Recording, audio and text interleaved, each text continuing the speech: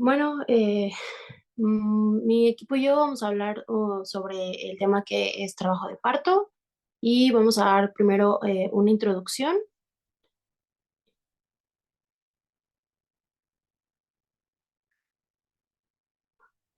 ¿Le podrían cambiar, por favor?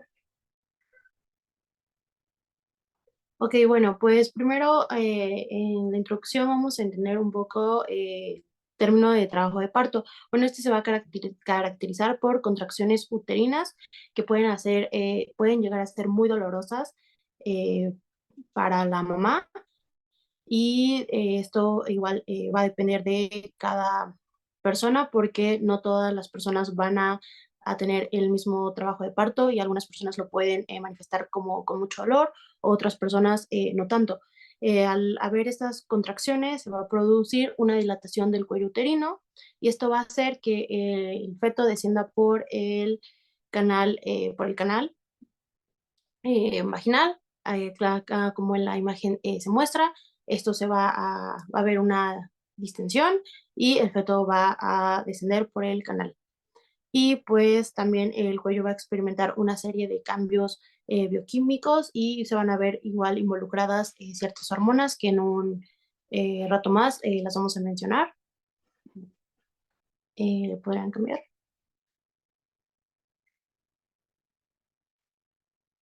Ok, bueno, pues también vamos a tratar de entender cómo se ven involucradas ciertas partes anatómicas del cuerpo y en este caso va a ser el útero, el cuello uterino y el miometrio. Bueno, más que nada pues está compuesto por músculo liso y tejido conjuntivo. Esto va a hacer que se adapte un poco más a los cambios, un poco más rápido y también va a haber estímulos y también se va a ver involucrada la inflamación y va a haber señales bioquímicas y parácrinas, como se las había mencionado hace un rato. Y bueno, también entre sus cualidades, pues vamos a tener que ejerce múltiples como fuerzas en diferentes direcciones, también que hay acortamiento de las células en el músculo liso a la hora de que son las contracciones y también pues está por filamentos gruesos y delgados y por haces largos y haces largos aleatorios en todas las células. También, perdón, otra característica del endometrio es que va a haber una transformación por la acción de las hormonas. También su función, pues más que nada va a ser mantener al embarazo a través de las funciones que regula y también va a suprimir las señales inflamatorias, más que nada durante la gestación. Y ahora hablando un poco de la placenta, pues esta va a estar va a ser muy importante en este tema, ya que permite el intercambio de nutrientes con el feto y con la madre. A través de la placenta, el feto va a recibir estos nutrimentos de la madre. Y también va a ser una fuente clave en las hormonas que se ven involucradas.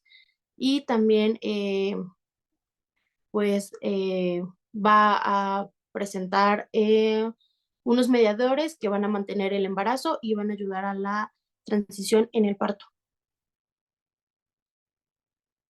Y bueno, le estaba comentando de las hormonas que se van a ver involucradas y las hormonas que se van a ver involucradas en el trabajo de parto, pues, y un poquito antes, igual del trabajo de parto, va a ser el estrógeno, la progesterona y las prostaglandinas. Esas, pues, obviamente van a ir en aumento junto con el embarazo, van a subir sus niveles y igual van a ayudar en las contracciones uterinas y también cuando empiece el trabajo de parto, cuando haya un inicio. Y, por ejemplo, el estrógeno, pues va a ser promotor del parto, la progesterona va a haber una inhibición del parto y las prostaglandinas van a favorecer a la contractilidad, relajación e inflamación del miometrio.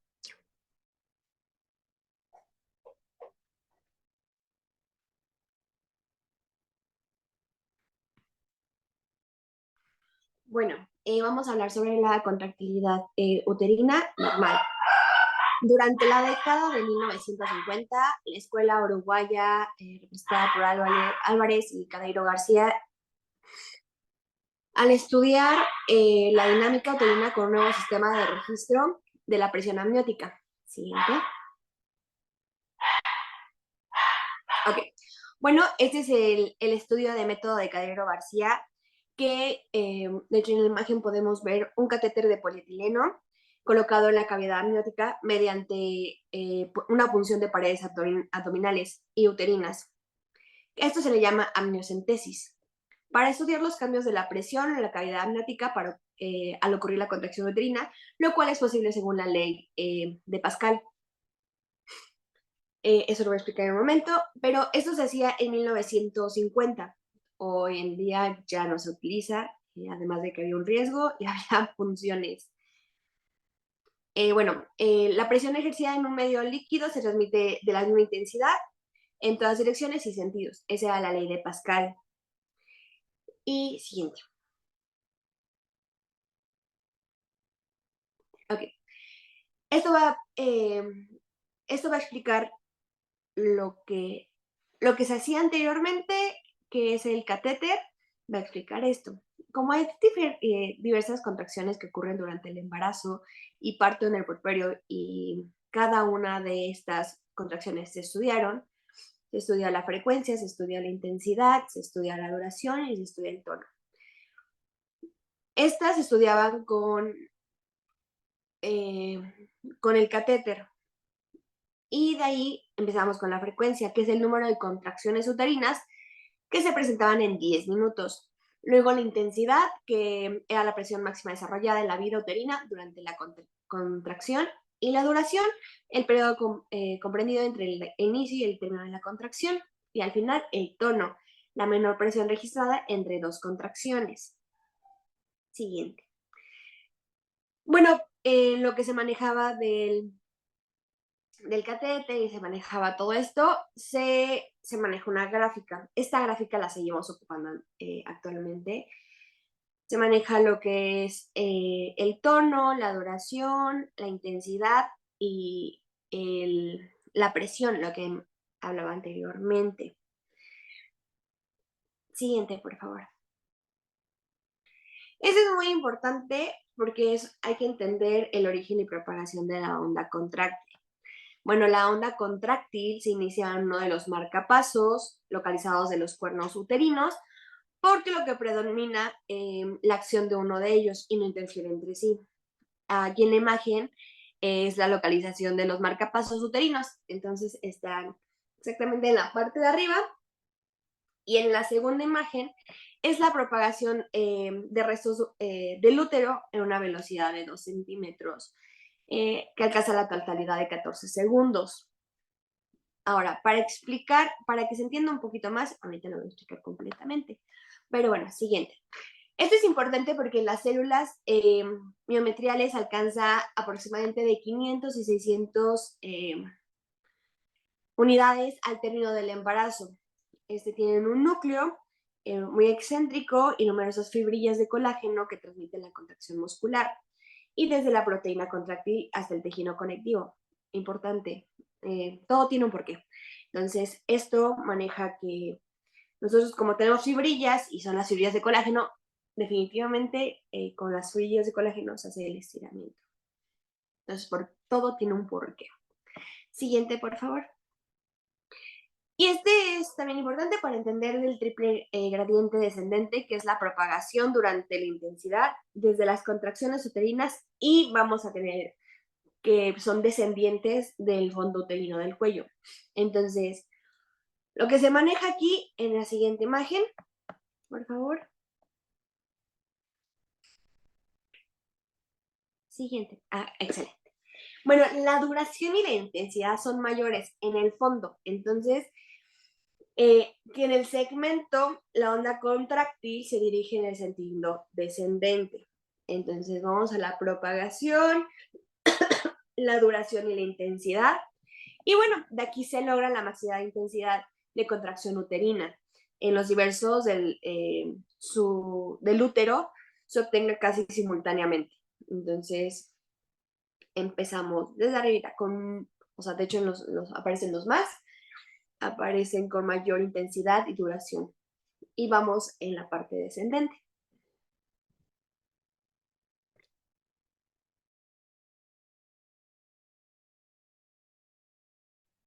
Y pues bueno, ahora hablando de las etapas y las fases del trabajo de parto, hay que tener en cuenta que, pues bueno, este se va a dividir en 4 fases y 3 etapas clínicas para su estudio. La primera fase va a ser de inactividad o un preludio del parto y pues bueno, esta va a ser desde la concepción, o sea, desde el primer día en que la paciente esté embarazada y pues bueno, va a terminar este preludio del parto o los prodromos que se le conocen hasta que inicie el trabajo de parto. Después, la segunda fase va a ser la de activación, que va a ser la preparación del trabajo de parto como tal. Y pues bueno, en esta fase de preparación, el cuello uterino y pues el canal vaginal se van a ir adecuando para pues tener pues el parto como tal, para tener el nacimiento del producto. Y pues bueno, se va a dar la maduración y parte del borramiento del cuello uterino. Y pues bueno, esto sabemos que va a ser igual una de las etapas clínicas que más adelante les voy a explicar para pues dar indicación, por así decirlo, del trabajo de parto. Después, la tercera fase va a ser de estimulación y pues en esta se van a dar como tal ya los procesos del trabajo de parto y pues bueno, va a ser el periodo que está entre el inicio del trabajo de parto y el nacimiento o la expulsión que se le conoce como también la tercera etapa clínica, la segunda etapa clínica, perdón. Y pues bueno, la última etapa va a ser la involución o la recuperación del trabajo de parto y pues bueno, esto va a ser desde el nacimiento hasta que se restaure la fecundidad, más o menos el puerperio, que son de 42 días aproximadamente. Y pues bueno, con esto la paciente ya va a recuperar pues pues su homeostasis, por así decirlo, y pues ya va a poder tener nuevamente algún otro producto si ella lo desea, se va a restaurar todo. Y pues bueno, hablando de las etapas clínicas del trabajo de parto, tenemos aquí que pues bueno, son las 4 fases y pues bueno, las etapas van a ser 3 etapas clínicas, como les dije. La primera va a ser de borramiento y dilatación cervical, la segunda va a ser la etapa de expulsión y la tercera de etapa del alumbramiento. Y pues bueno, hablando de las etapas, la primera etapa clínica, que va a ser la de borramiento y dilatación, se va a considerar en 2 fases, va a ser en fase latente y en fase activa. La fase latente pues va a ser caracterizada por los prodromos del trabajo de parto y se va a caracterizar por tener de 3 a 5 centímetros de dilatación y pues bueno, esto va a ser en pacientes multigestas, en primigestas sería igual aproximadamente esa dilatación, pero va a ser un poco más lento este proceso. Y esto como mencionó mi compañera en un inicio, porque pues todas las gestantes o las parturientas van a tener pues una diferente evolución en cuanto al parto. Y pues bueno, la fase activa como tal va a ser cuando se tengan 6 centímetros de dilatación o más y pues bueno, con esto ya va a comenzar a darse el descenso y el encajamiento del feto. Hay algo importante dentro de esta etapa que van a ser los planos de Hodge, que pues bueno, con estos planos de Hodge se va a poder visualizar, por así decirlo, se va a poder medir mediante un tacto vaginal. Y pues bueno, con este tacto vamos a poder identificar en qué plano se encuentra el bebé, porque pues bueno, no es lo mismo que se encaje a que pueda descender. Igual tenemos diferentes complicaciones para el descenso del bebé, puede que sea un producto macrosómico o que venga con alguna doble circular del cordón o que tenga una mala presentación. Puede haber diferentes factores que pueden alterarnos esto y pues bueno, con los planos de Hodge es lo que nos va a decir de que si está en -3, el producto apenas está encajado. Cuando ya está en 0 o +1 es cuando ya empezó el descenso y que pues bueno, ya está a nada del nacimiento. Entonces sí, es importante esto. Y pues bueno, la referencia van a ser las espinas isquiáticas para estos planos de Hodge. Después, dentro de la segunda etapa va a ser dentro de los 30 minutos a 3 horas en mujeres primigestas y de 5 a 30 minutos en multigestas. O sea, lo que les decía, ¿no? Que en mujeres primigestas va a ser muy rápido y pues bueno, o sea, va a ser algo multigestas que ya pues van a tener, por así decirlo, una memoria muscular, ya van a conocer el procedimiento, todas las hormonas ya van a estar pues como acostumbradas a segregarse, entre otras cosas. Y pues bueno, en las nuligestas pues va a ser un poco más complicado todo este proceso que se considera pues nuevo para ellas. Y pues bueno, en esta segunda etapa la madre también va a sentir pues un inmenso deseo de pujar con cada contracción y pues bueno, en esta segunda etapa va a ser pues trabajo exclusivamente de la madre, o sea, nosotros no podemos hacer todavía nada más que estar muy pendientes de pues cuando ya se llegue a la fase de expulsión. Y pues bueno, se va a sentir, bueno, la madre va a sentir una presión abdominal por las contracciones uterinas y pues bueno, esto va a ser lo característico de esta etapa. Y pues bueno, también va a depender mucho la evolución de estas pacientes, dependiendo de los esfuerzos de pujo de cada madre o de la calidad de las contracciones uterinas. Puede haber contracciones que sean muy pobres o que se queden pues con el ciclo o con el ritmo, por así decirlo, de las contracciones de Braxton y Hicks y que no pasen a hacer 3 contracciones en 10 minutos. Puede ser 1 o 2 contracciones en 10 minutos y pues eso no va a ser algo efectivo. Pero pues también hay que tomarlo en cuenta para saber qué es lo que se tiene que dar al bebé, por ejemplo, si se tiene que solucionar con alguna cesárea o si sí puede generarse el parto de forma natural. Después, en la etapa del parto, que ya va a ser conocido como la expulsión como tal, pues bueno, una vez que el bebé empieza a coronar, ya va a ser un parto inminente, o sea, no hay marcha atrás y pues bueno, ya va a ser una indicación de parto. Cuando el bebé, pues les menciono que ya está coronando, ya no se puede regresar para hacer una cesárea, o sea, tiene que nacer sí o sí, pues por el canal vaginal. Y pues bueno, se va a observar la cabeza en forma coronal o en posición directa, como también se les conoce. Y pues bueno, esto ya va a ser la indicación del parto como tal. Y pues bueno, puede haber también diferentes presentaciones que me parece que más adelante se van a hablar un poco de ellas.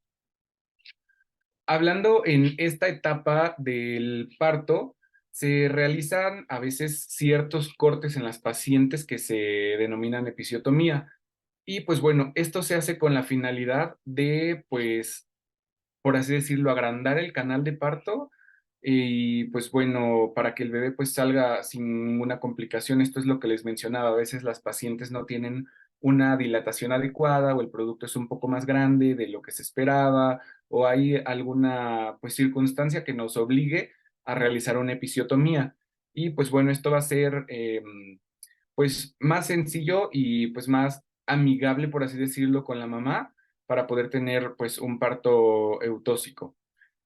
Y pues bueno, de las episiotomías se menciona en diversas fuentes que encontramos que la de elección es la episiotomía media, porque la mediolateral va a generar pues mayores complicaciones en la madre. La episiotomía media va a ser pues una incisión que va a cortar simplemente un músculo y pues bueno, la episiotomía medio-lateral se va a llevar 3 músculos, va igual a favorecer las hemorragias obstétricas, que pues eso va a ser súper grave y muy complicado con estas pacientes. Y pues bueno, deben considerarse episiotomías también si pues es necesario considerar facilitar el parto, como les mencionaba. Y pues bueno, estos van a ser algunos de las, pues de lo que se tiene que hacer para facilitar el parto. Después, algunas de las recomendaciones para el parto como tal, pues va a ser el pinzamiento tardío del cordón, siempre y cuando las condiciones del producto lo permitan. Esto porque si el bebé nace con alguna complicación o se requiera dar atención inmediata al bebé, pues bueno, no se va a poder realizar este pinzamiento tardío y se va a tener que realizar el pinzamiento inmediato y llevarlo a la cuna de calor, pero bueno, ese es un tema ya un poco que se sale un poco de esto de trabajo de parto. Se recomienda que se pince el cordón de 30 a 60 segundos y pues bueno, con este pinzamiento del cordón tardío que se le llama, va a darnos valores más altos de hemoglobina en los bebés y pues bueno, va a favorecer también el hierro. Y esto también va a generar pues una mejor conexión con el vínculo que se desarrolla entre el feto y la madre. Y pues bueno, esto va a ser como lo característico. Y pues bueno, también con este pensamiento, sabemos que se puede colocar al bebé piel con la madre sobre el abdomen o llevarlo al pecho para favorecer lo de para favorecer el reflejo de Ferguson tipo 2 y que pues bueno, se pueda prevenir una hemorragia obstétrica. Entonces, pues sí, es importante esta sección del pinzamiento tardío. Y pues bueno, ahora ya hablando de la tercera etapa del trabajo de parto, ya va a ser el alumbramiento de la placenta. Y pues bueno, este alumbramiento de la placenta va a tener 4 etapas, por así decirlo, o cuatro pasos que se tienen que hacer para que pues verifiquemos que se haya dado un alumbramiento correcto y que pues bueno, no quede ningún resto de placenta o que no quede pues pues sí, algún resto de placenta, algún cotiledón o una parte de cotiledón, alguna cosa que pueda generarnos alguna afectación en la paciente.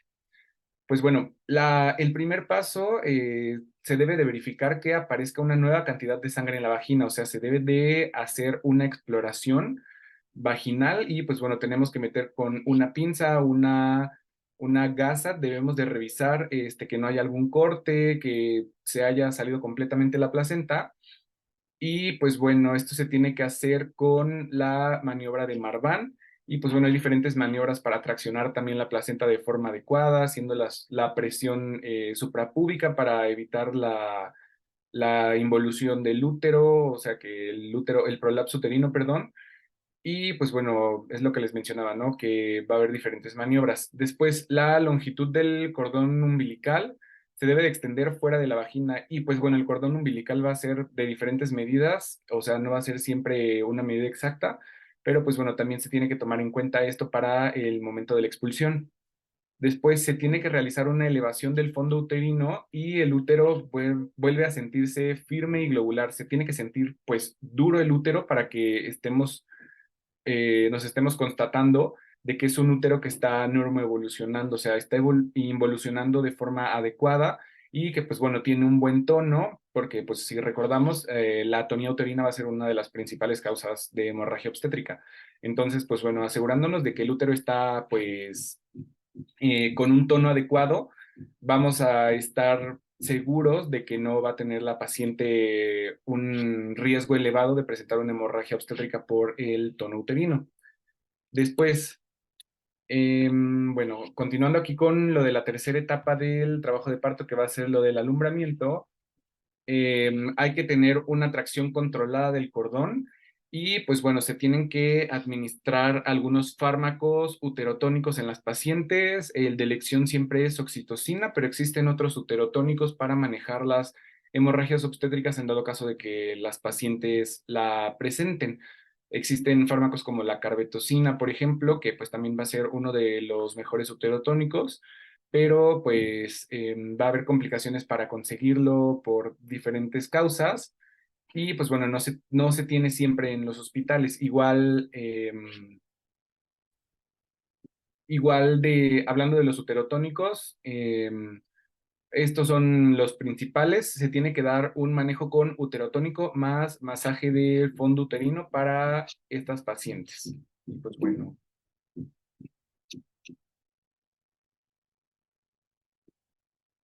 Bueno, y después de todo lo que dijeron mis compañeros, vamos a hacer una pequeña recopilación sobre definiciones. Primero va a ser que trabajo de parto es el proceso fisiológico para un parto definitivo por contracciones uterinas regulares, como ya habían mencionado, tienen que ser de 3 a 5 en 10 minutos y que van a resultar en el borramiento y la dilatación del cuello uterino. Esto también va a estar acompañado de esfuerzos para producir la expulsión, lo que conlleva pues el nacimiento del feto y la placenta, como ya lo había mencionado mi compañero, el alumbramiento. Y el parto va a ser la acción refleja y espontánea de pujar para conseguir la expulsión del feto y la placenta. ¿Le puedes cambiar, por favor? Ari, nena, acaba en 10 minutos la reunión, entonces ¿no quieres mejor empezamos otra sesión para que te vayas corrido? Ah, mejor. Y ya Va a ser un parto definido por las contracciones uterinas regulares, como ya había mencionado, es de 3 a 5 contracciones en 10 minutos, y esto va a resultar en el borramiento y dilatación del cuello uterino. Esto va a estar acompañado de esfuerzos para producir la expulsión y lo que conlleva el nacimiento del feto y la placenta. Para el parto, pues es la acción refleja y espontánea de pujar, esto para conseguir igual la expulsión del feto y la placenta, como había mencionado mi compañero, lo del alumbramiento. Bueno, para el diagnóstico clínico al trabajo de parto se hace por lo general de forma retrospectiva y se define de manera clásica como las contracciones uterinas dolorosas. Esto va a depender de cada paciente y tienen que ser regulares, que van a producir cambios en el borramiento y la dilatación cervical. Como ya habían mencionado, en el trabajo de parto pues va a haber cambios bioquímicos del tejido conectivo, esto para que el cuello uterino pues aumente la actividad miometrial y esto va a conducir a una contractibilidad. ¿Le puedes cambiar, por favor? A medida que pues el feto va a pasar por la pelvis, hay interacciones pues ya sean de cierta manera complejas, que son tres variables mecánicas y se conocen como las tres Ps, que va a ser poder, pasajero y pasaje. Ahorita las voy a explicar. ¿Le puedes cambiar, por favor?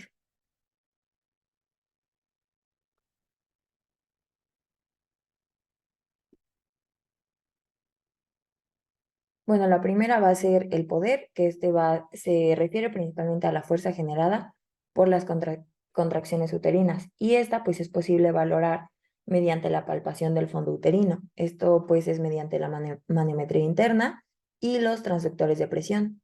Y como ya había mencionado mi compañera, estos se van a medir por las unidades de Montevideo. ¿Le puedes cambiar, por favor? Primero hay que comparar cuándo va a ser un parto verdadero o un parto falso, que se llaman como contracciones de Braxton Hicks. Cuando es un parto verdadero, pues van a ser las contracciones regulares y se vuelven más seguidas con el tiempo. Van a tener una duración entre 30 a 70 segundos cada una y las contracciones son muy fuertes, más cuando va pasando más el tiempo. Son tan fuertes que la paciente pues ya no se puede ni caminar ni puede hablar y siguen apareciendo aunque se mueva. Y en las contracciones de Braxton Hicks, estas no van a ser irregulares y no se vuelven más frecuentes mientras pasa el tiempo, incluso pueden disminuir. Y también hay ciertas actividades que las pueden aumentar, ya sea como mucha actividad física o estar mucho tiempo paradas o caminar.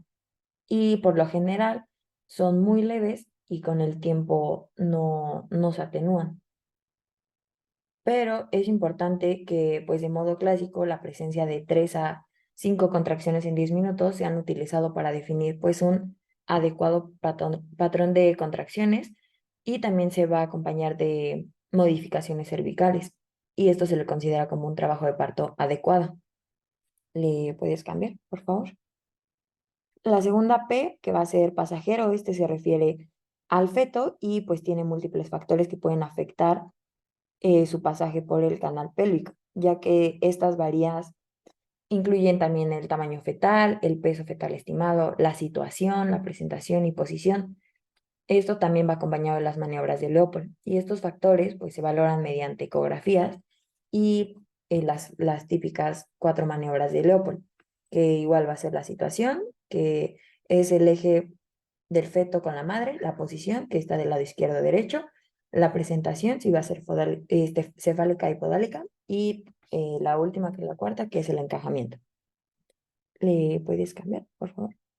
Y la tercera P, que es el pasaje, se va a referir a la pelvis ósea y al canal blando del parto. Hay 4 tipos principales de pelvis, que va a ser la ginecoide, androide, platipeloide y antropoide. En esta figura las pusimos, no son totalmente exactas o no todas las pacientes van a ser iguales, pero se pone como un tipo para tener una aproximación. Y pues en el pasado la pelvis ósea se medía mediante estudios de imagen como radiografías, pero actualmente consiste en valoración de la pelvis mediante la pelvimetría clínica. ¿Le puedes cambiar, por favor? Y pues antes del inicio del trabajo de parto, la cabeza fetal se asienta en el borde de la pelvis. Este va a ser en el transcurso de varios días a semanas y el cuello uterino pues comienza a ablandarse, borrarse y dilatarse para que ya esté adecuado para un parto. ¿Le puedes cambiar, por favor?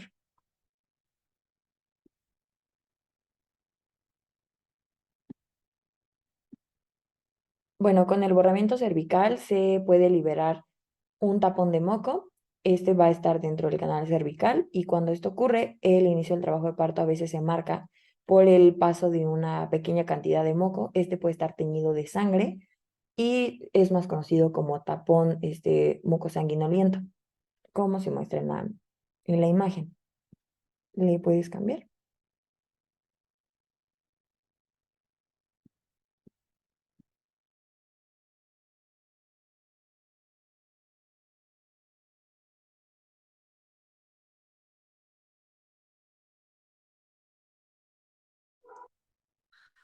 Ok, vamos por el mecanismo de parto. Esto consiste en la serie de movimientos que se realizan durante el parto y su tránsito por el canal. Vamos a tener encajamiento, descenso, flexión, rotación interna y rotación externa y vamos a tener la expulsión de la parte presentada. Siguiente, por favor. Bueno, aquí manejamos también los mecanismos. Aquí se ven un poquito ya uno por otro. Aquí tenemos la flexión, el encajamiento, rotación interna, extensión, la rotación externa y la restitución. Siguiente. Empezamos primero con el encajamiento. Bueno, esto ocurre cuando la parte de la presentación está en la entrada pélvica. Esto suele ocurrir al final del embarazo, en la primigesta, casi siempre en las últimas 2 semanas. En la paciente multípara, el encajamiento suele ocurrir con el inicio del trabajo de parto. Y siguiente, vamos con el descenso. El encajamiento va al descenso. Aquí en el descenso se refiere a la parte de la presentación que pasa gradualmente a través de la pelvis, continúa de manera progresiva hasta que nace el feto y el resto de los movimientos cardinales son su función superpuestas. En las nulíparas, aquí tengo que recalcar mucho, hay mucha diferencia en las nulíparas y en las multíparas. Aquí en las nulíparas el encajamiento ocurre antes del parto y el descenso se presenta después del inicio de trabajo de parto. En las mujeres multíparas, el descenso suele acompañarse del encajamiento. Entonces, aquí en las nulíparas, el encajamiento ocurre antes del parto y el descenso se presenta después del inicio del trabajo de parto. Y en el multíparas, el descenso suele ser acompañado con el encajamiento, que fue el primero que vimos. Ahora, tenemos que ver los 4 pasos de las multíparas. Siguiente, por favor. Número 1, la presión del líquido amniótico. Número 2, la presión directa del fondo uterino sobre la pelvis durante las contracciones. Y número 3, los esfuerzos de pujo por acción de los músculos abdominales maternos. Y 4, la extensión y enderezamiento del cuerpo fetal. Ok, aquí vamos a ver la flexión. Esto es debido a la forma de la pelvis ósea o los tejidos blandos de la mujer y, bueno, del ser humano, pero más bien de la mujer, que forman parte del piso pélvico. La cabeza fetal se flexiona de forma pasiva para presentar su diámetro más pequeño a medida que se mueve a través de la pelvis. Y es fundamental tanto para el encajamiento como para el descenso. En la siguiente imagen vamos a ver la acción de palanca. Siguiente, por favor. La acción de palanca produce una flexión cefálica, la conversión del diámetro occipitofrontal al suboccipitobrecfagmático. Suele reducir el diámetro anteposterior casi de 2 a 9.5 centímetros. Eso es muy importante. Cuando se hace la acción de palanca, el mentón tiene que estar pegado al pechito del bebé y así vamos a tener mayor flexión. Es la palanquita que vamos a generar. Siguiente. Y vamos a tener los 4 grados de la flexión de la cabeza. Flexión deficiente, flexión moderada, flexión avanzada y la flexión completa. Entonces los procesos de la palanca para hacer el descenso.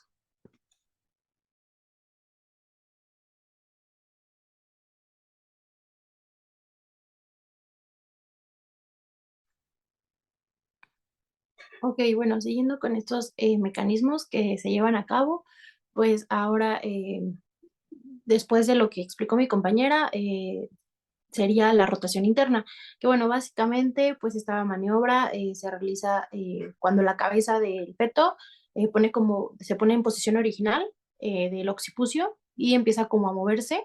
Estos movimientos van a ser de manera gradual y también en sentido como anterior hasta la sínfisis del pubis. También, pues con el descenso de la cabeza, pues va a hacer que haya un estrecho medio de la pelvis y por este mismo como descenso se va a producir la rotación y pues va a ser de modo que la sutura sagital ocupe el diámetro anteroposterior de la pelvis y por estos mecanismos se realizaría la rotación interna. Y bueno, después de la rotación interna vendría sería el siguiente paso, la extensión.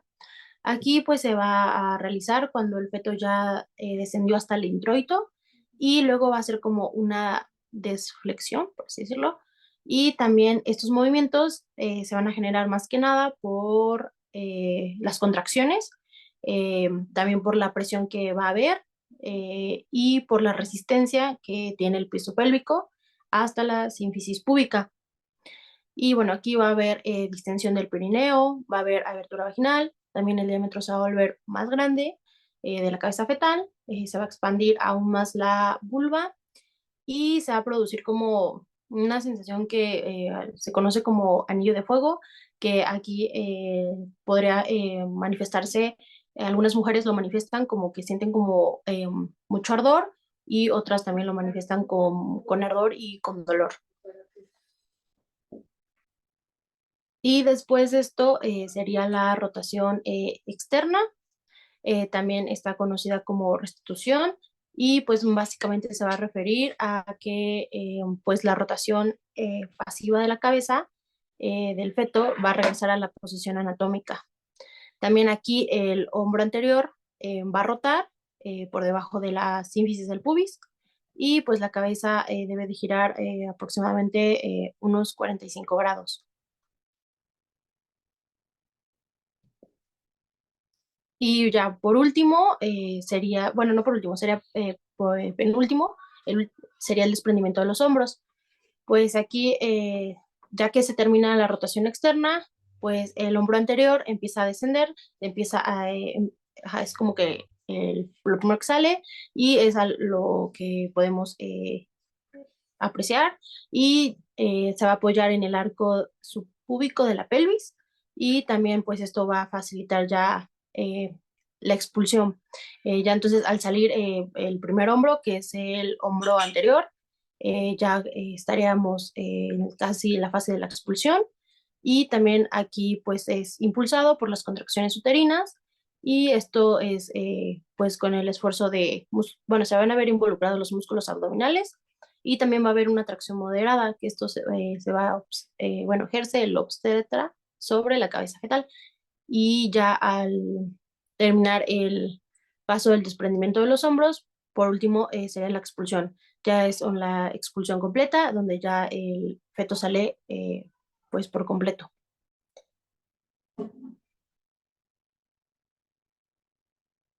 Y bueno, esto sería básicamente los mecanismos, también todo lo que se lleva involucrado con el tema que es trabajo de parto y que pues son que es una secuencia de pasos que pues obviamente lleva un orden y que empieza desde las contracciones uterinas y desde que la mujer refiere que siente con mayor intensidad y ya las siente como que un poco más seguidas, por así decirlo. Entonces, desde ahí pues empezaría el trabajo de parto y aquí están las referencias en que nos basamos, en donde sacamos la información y esto sería pues todo de nuestra parte.